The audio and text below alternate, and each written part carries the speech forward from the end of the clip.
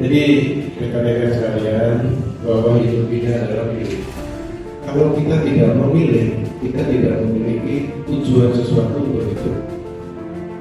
Mau kita memilih baik atau memilih buruk, ya, itu pilih.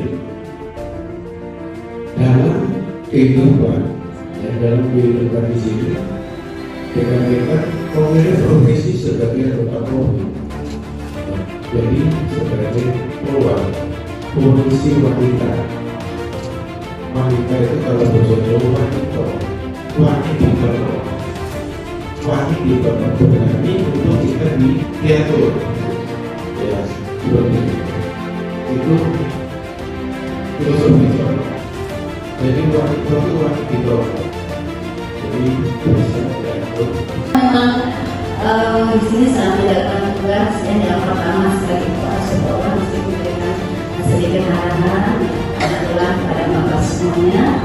Harapan saya sekarang ini memang semuanya akan baik ke depan. Sebagai seorang ibu tentunya ya, seorang ibu pasti akan melihat anak-anak baik. Tidak ada seorang ibu yang menginginkan anaknya rusak.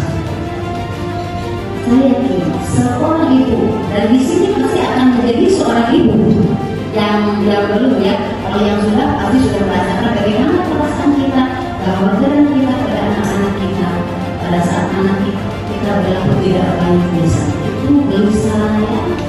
Itu sudah salah.